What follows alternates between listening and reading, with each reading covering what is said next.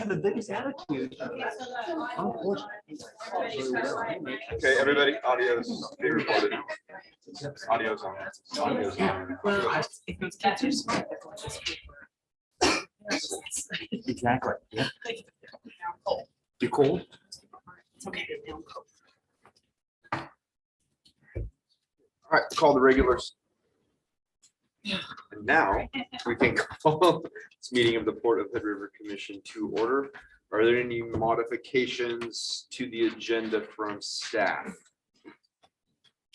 I just reflect your direction to remove item 2D, consent agenda item D. Ask for that to be removed. We're gonna get some more information. It'll be back. Anything else? No. There was a modification to the notes that I sent in to Genevieve. Yeah. Yeah, there was in a couple places that whoever took the notes got the terminology wrong. Design, bid, build, design, build. There, it was a mix up there.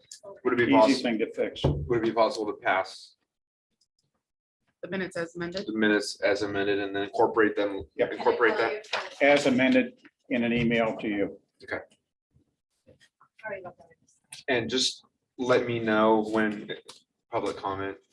We need to do that, but we're going to be out of regular session in about 2 seconds. All right, so moving on to the consent agenda with the noted removal of item D. I just need a motion there. I'll move to approve the consent agenda without item D and with the changes to the minutes as per email. Second. Moved and seconded. All in favor? Aye. Aye. Chairs aye. Consent agenda passes. There is absolutely nothing else. Do we need to have a confirmation of any directives from the last meeting? Are we okay? Everything, We're fine. we're fine. Any commissioner have anything to add? Just say real quick, and most of you know, we had a very successful industry day last week. It's hard to tell how many contractors ended up showing up, but there was somewhere between, what, 7 and 10. I want to say 3 to 5, probably Okay. serious. All right.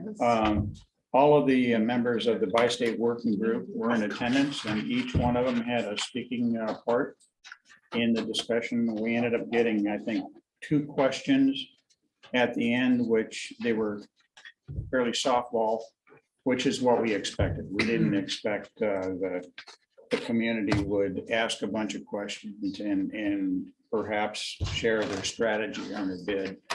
So, but I think it was successful. We got across what we needed to get across, and I think you've heard some good responses back out of it. From the industry, very positive feedback. And attendance wasn't mandatory, right? You didn't have to. Oh, we took that out, removed that. That when I mentioned the addendum.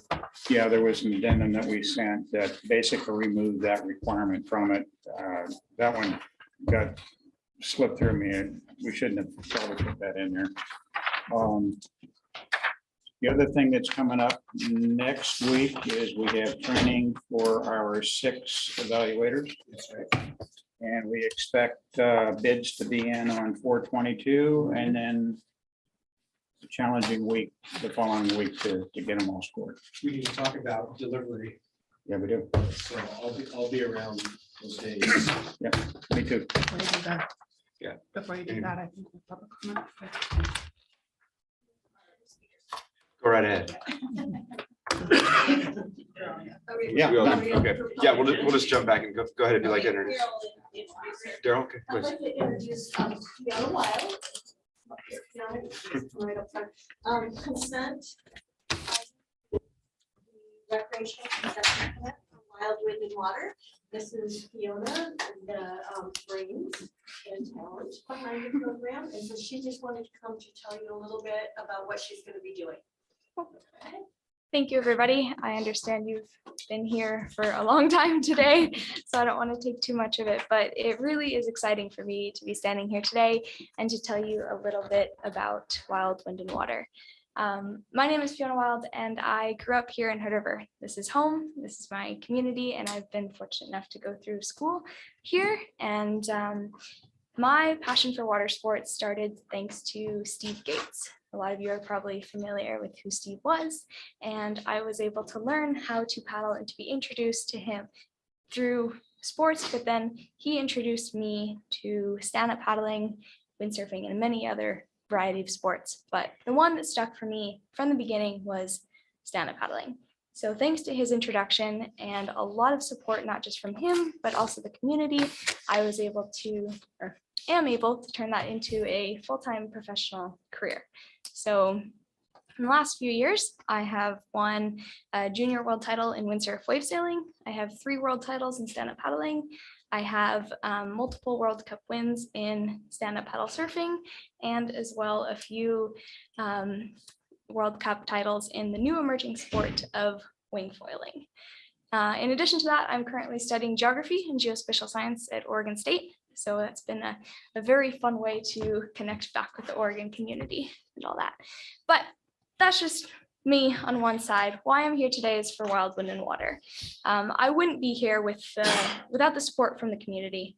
And Steve asked me in 2019 to take over as head coach of the junior elite team, which is called the Jet Team, Big Wind's Jet Team, which was a kids stand-up paddle team still going on today, to get kids on the water, to introduce them to the safety hazards that are here in the Columbia River, and to create an environment for kids all around the area to learn about paddling, create teamwork, positive camaraderie on the water, et cetera, et cetera. So of course, for me, it was an honor to work with him, to learn from him, to learn the ropes. And unfortunately, after Steve passed away, it was obviously unfortunate for all of us, but the program kind of ended up on my shoulders. And so I, after having received so much support, was like, of course, I'm going to keep this going. And one of the ways that I figured out I could keep this going was turning it into a nonprofit. And when I sat down to look at turning it into a nonprofit, I looked at what the community brought and also what that team provided me as a young kid here in Hood River. And for me, that was not just opportunity to go on the water with amazing people, but it was to explore, what the waterfront has to offer, to learn about water safety in a really positive way. And that's what I wanted to give back to the community now in any way that I can. So I created Wild, Wind, and Water as a nonprofit organization. We officially have our 501c3 nonprofit status, which is very exciting.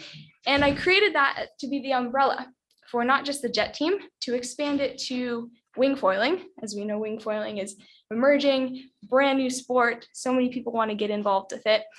But last but not least, the biggest and most important aspect and reason for me to create Wild, Wind, and Water is to create an organization that can provide some water safety education, especially to kids. We all know that there's a lot of current here, and there's a large portion of our community that doesn't swim or isn't comfortable with the water. And I have seen that with friends from school here. I've seen that just in families that come down and visit our community in the summertime. And I find it's really, really important to be able to educate a little bit more and to provide that opportunity so people can feel more comfortable when visiting the waterfront, whether if they live here or visiting from other communities. So Wild, Wind, and Water has created those 3 main goals to be coming together this summer. We're continuing to work with Big Winds for the whole Jet Team and wing foil team, among other multiple amazing other people that are coming together in the community to help those things. But the goals for water safety are to get kids from the school having some basic information. So even though we're just at the beginning now, one of our major things is to go to the schools and to the classrooms and have conversations to talk directly with students so they can go home with a pamphlet on information from the waterfront and be like, look, Mom, Dad, look what I learned today. And hopefully that information gets to parents and gets to parents who maybe have never been down to the waterfront or aren't comfortable themselves, but their kids can teach them from that way up.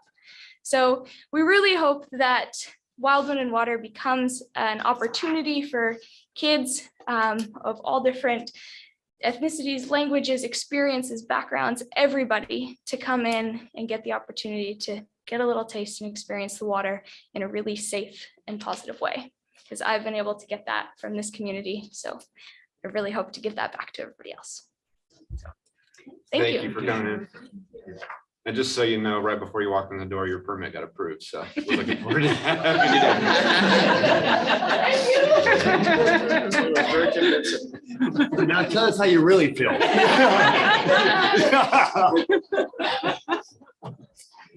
Michael, my apologies. I jumped over executive director report. You want to do that next?